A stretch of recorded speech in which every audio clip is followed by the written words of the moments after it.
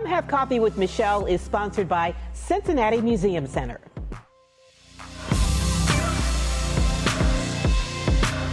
It is time to come have coffee in the studio today with one of my favorite guests. We're checking in with Elizabeth Pierce, the president and CEO of the Cincinnati Museum Center. And welcome to Cincy Lifestyle, Elizabeth.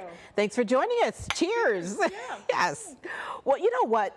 I just want to say, first of all, before we start the interview, I'm really grateful to you and the Cincinnati Museum Center for sponsoring Come Have Coffee. We've come a long way, and you guys have been there with us every step of the way. It's been fun to see all the topics that you've covered and share the message to the community that there's so much good stuff happening. That's right, and so many people that are interesting and have a story to tell. Absolutely. So that's really been great. So tell us, what can families expect this spring and summer at the Cincinnati Museum Center? Because I know there's a lot. There's always something going on that will satisfy everybody. So yeah, so we can break it down by age or topic or any number of things. But the Pompeii exhibition is the marquee experience now through the end of July.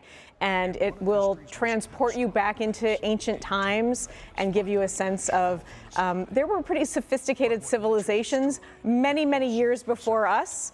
And to see how that community was thriving, and then to also understand the tragedy of the Mount Vesuvius explosion that just froze the city in time. So it's really fascinating. And there's some local Cincinnati and University of Kentucky connections too. That there are always Cincinnati connections. All roads lead through Cincinnati. I know. So, you know, I've seen the billboards that kind of focus on the wow of the Cincinnati Museum Center. Tell us more of what we can expect. Well, okay, a couple things coming up at the end of June, early July. 2 new exhibits, one in the Natural History and Science Museum called Advancing Health, sponsored by our friends at Mayfield, and it is really fabulous. It's going to tell you a little bit about innovations in healthcare that have come out of Cincinnati.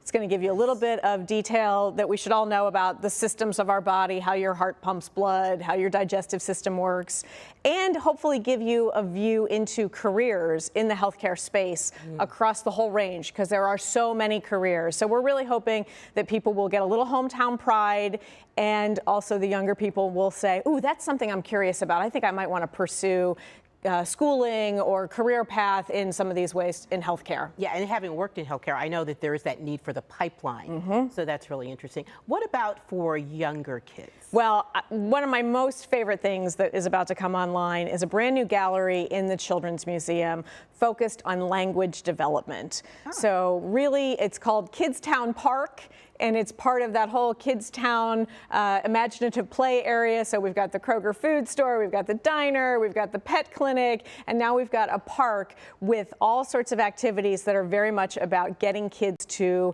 hear words, sound out words, play joke games, rhyming games, just really build that foundational skill set that is going to lead to early literacy, because if you can't read, you can't learn to read. You can't read to learn, as the phrase goes. So it's really crucial to talk about pipeline. Yeah, exactly. And you also have the cooking, like a cooking demo. Now that is truly my most favorite thing, and I claim to be the self-appointed food curator.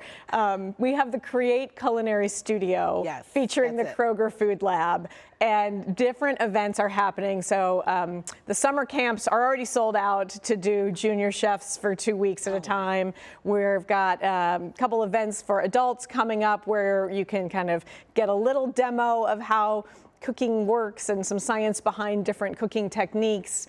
And there's just a lot more to come in that space. So it's fun, and kids really learn when it's fun for them. Yes, right? Yeah. I mean, it's wonderful learning for kids.